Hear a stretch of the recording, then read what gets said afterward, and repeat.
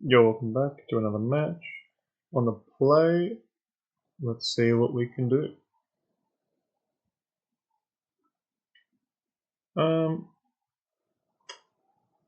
Interesting hand. It's gonna have turn 2 Golos, and it's got the Nexus plus Power Plant synergy, plus the Golos can go get Tower to really pump up the mana, so let's keep it.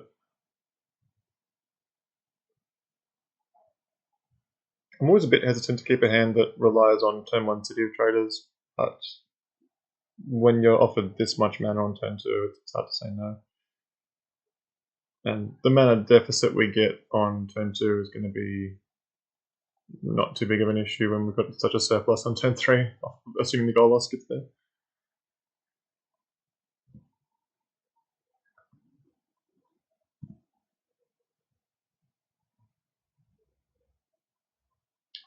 Latenio. We'll play around days whilst we do this as well. I know I'm going to want to play this anyway, so it's fine. I think I'm going to get Tower over, say, Tolarian.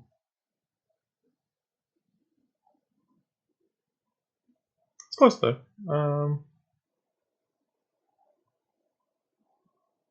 I've got 3 good spells to follow up with, so just knowing that I definitely have 3 mana seems pretty good. One tap with 6 mana next turn, so I think assuring that is probably more important than getting Tolarian, then Golos potentially getting killed by removal spell, and then not being able to play out multiple threats next turn. That said though, I suppose if we got Tolarian, we'd be guaranteed to at least play the Night Scythe, and then be up to 3 again anyway, so it's close. I guess if Golos dies and they counter the Night Scythe with like a Daze or the Force, then that'll be worse off. Maybe that's too pessimistic. Maybe I should have just gotten the Tolarian. Probed. Might be flipping Tamio here with one more cantrip. Or just cracking the clue if they want to. Bobble is not going to draw a card this turn. I wonder if they've actually managed to miss their second land. Kind of looks like that. Okay, they are going to flip Tamio. So I think my opponent's just on like Sultai midrange. Should be a pretty reasonable matchup for us.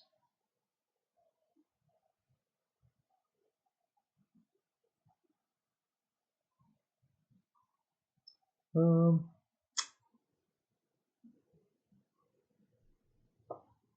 we could. We do have another land. Okay.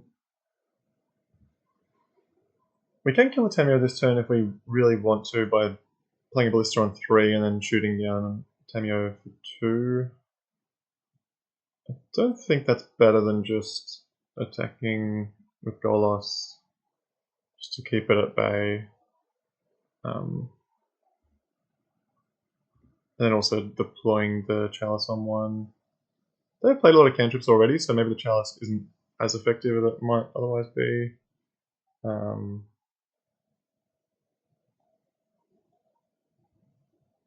Let's still go for 1 though. I don't want to put on too high of a number that it might impact our spells. 1's like the least impactful for us, generally speaking.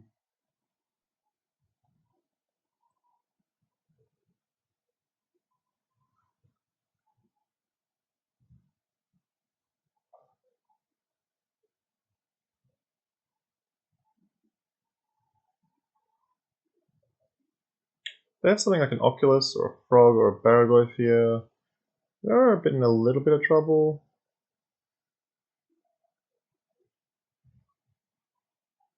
I guess I do wish I got the Tolarian in the end. When you've got a Ballista, there's every chance you can cancel it. Okay. Ballista with like any amount of excess mana is always appealing, so the fact that Tolarian can go up to 10 or so mana is still relevant since we've got a Ballista to spend it on.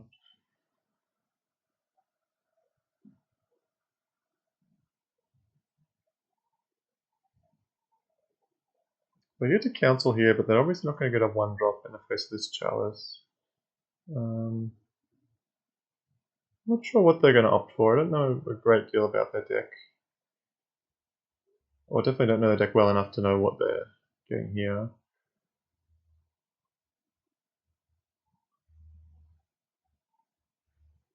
Yeah.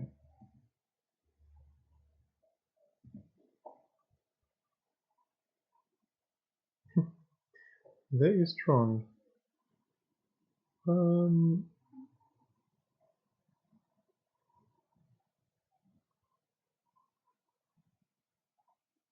think I'm gonna just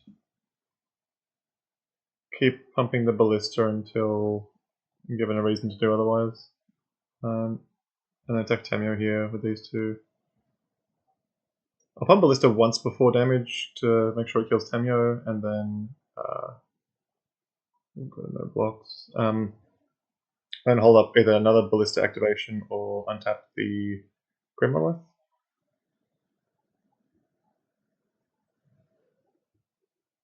Okay, that should kill Tamio. Could just play out the Night Scythe here. It's a bit better against discard. It's way better to just not get discard. Actually, I guess I can't get discarded because of the Chalice. Getting the power down now also isn't bad. Not boss.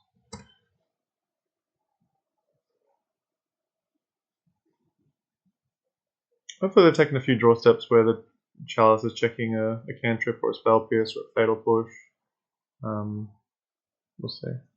They do just go grab a Barrow. Very reasonable choice given the board state.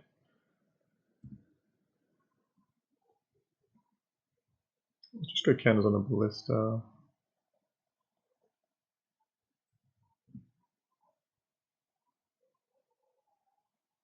Beautiful. I was thinking, what's the best draw I could have right now?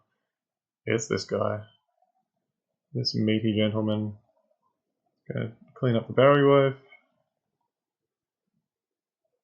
I assume they demonic counseled for the Barrow here.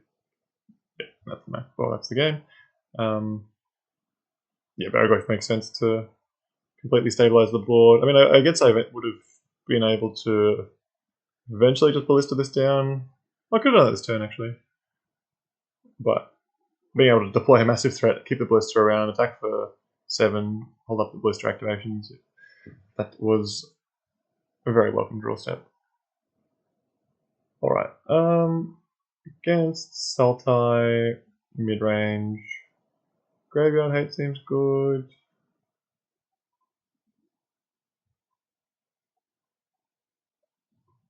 And then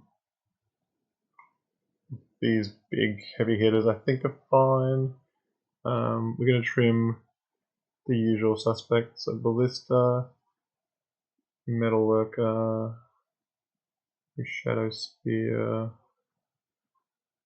Just cheap things that get covered by Energy Flux or Null Rod tend to be the cuts I like to make. I'm trialing going up to 22 lands post-board.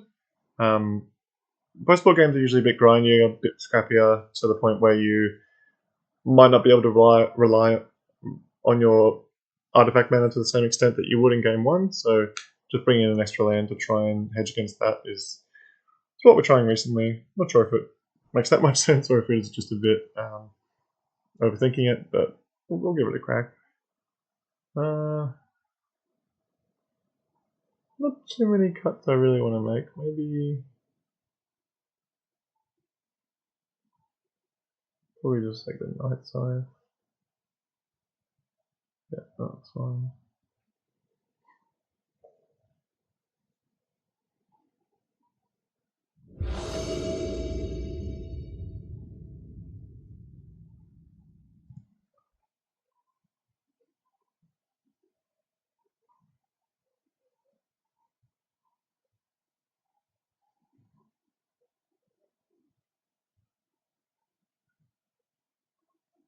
this kind of matchup, they're pretty good at one for oneing or two for oneing themselves to beat fast mana. So, for instance, me mulliganing to a Soul Ring might not be the most effective when they can just daze it, misstep it, spell pierce it, or force of will it, force of negation it.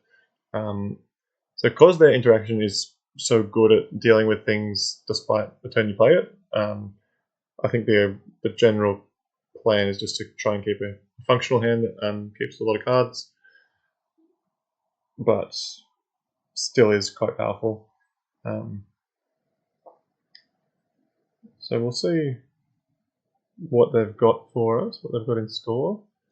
But yeah, we're not going to mulligan too aggressively when we're on the draw against a Thoughtseize counterspell deck. Yeah, you just can't rely too much on any one card going the whole way for you. Like, there's every chance your Soul Ring doesn't get there or gets removed. So mulliganing to it is less important. That said, we're not going to keep a pile of garbage. We're going to make sure the hand's got a plan and go from there.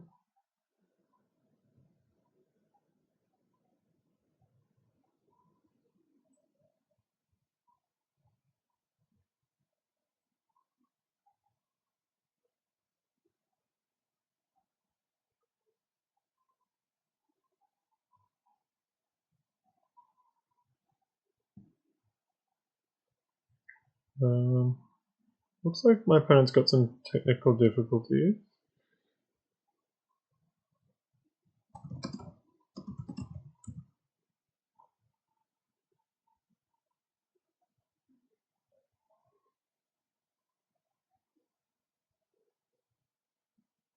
Okay, I'm just going to disconnect and try reconnecting. Usually does the trick, but Moto has been particularly bad this week. I don't know.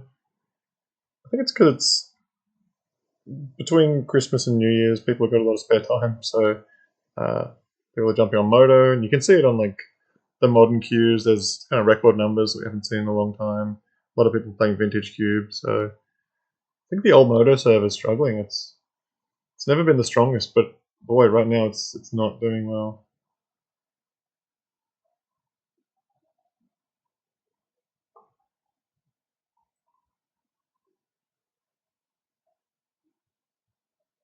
Okay. Looks like they figured it out. That's good. We'll be on the way. Yeah, this is has cards. Has one card I can cast, but not realistically strong enough that I would keep it.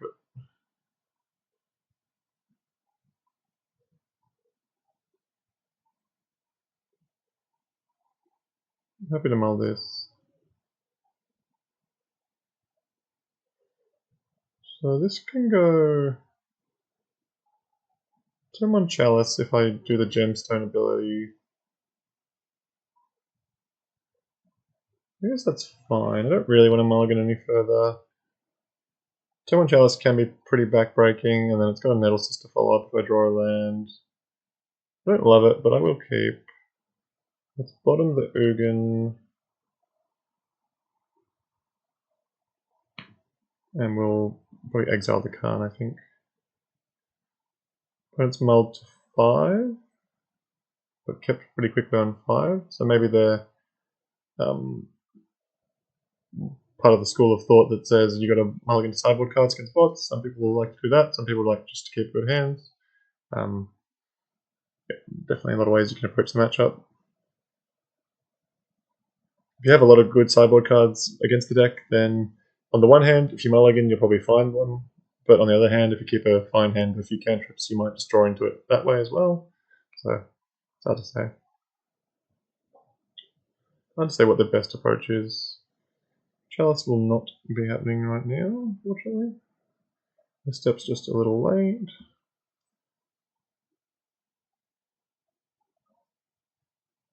A good example of what I was saying earlier. Keeping a hand solely on the basis of one card is kind of sketchy.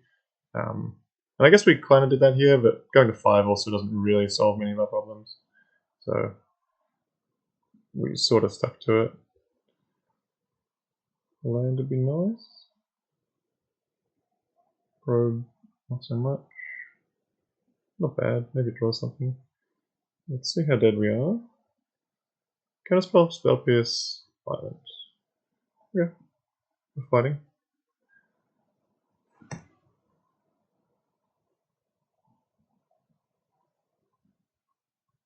So I guess we're sort of a parity, but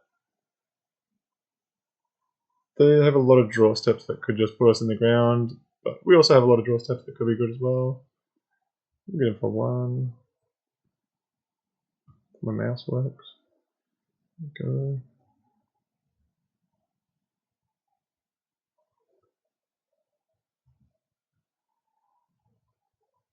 Would love to see a Nugen's Labyrinth to exile this leveler. Treasure Vault, that'll do, I guess. This isn't too bad here. The Nettle Cyst is obviously going to pump up the Patchwork for 1. Probably attempt to get eaten by the Spell Pierce, and then we'll misstep back. And I assume that this is gonna be good enough to counterspell? No? Okay. The F6.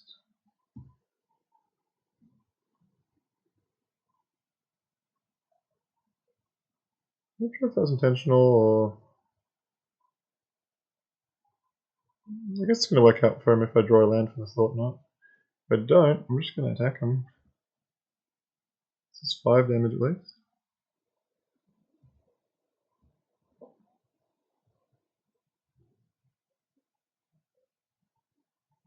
Okay.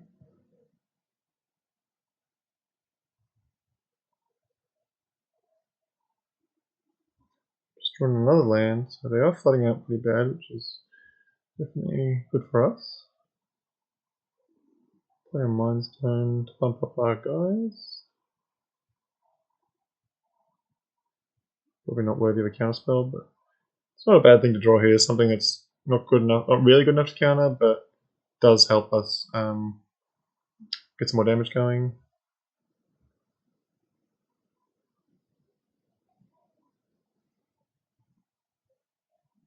I might just cycle the Mind Stone in a turn, honestly.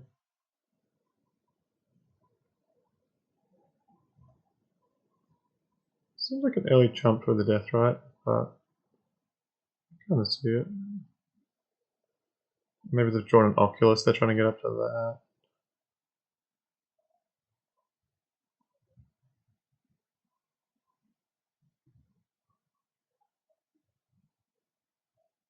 Feels like they're trying to get to an Oculus. I'm just going to cycle the Mind Stone.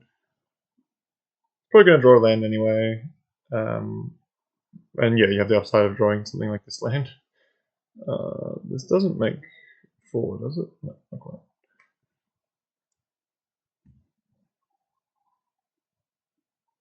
So if I might be overreading into the Oculus call, but if it is that, then we should be able to get to the leveler pretty quickly afterwards to take care of it. And if they've just got some Reanimate Baragoyf, okay, that's pretty close to what I was concerned about. Okay, last card counterspell. Do have a Barrow going. Okay, we drew an Urzaland, that's actually huge. So this makes 2, 4, 5, yep, exactly 8. That was very lucky. Importantly, the Cityscape is a cast trigger, so the counterspell is not going to be too big of a deal. And then we've got Lethal. Cityscape coming in clutch this whole match. Thank you very much for your assistance, Cityscape, and thank you guys for watching. I'll see you next time.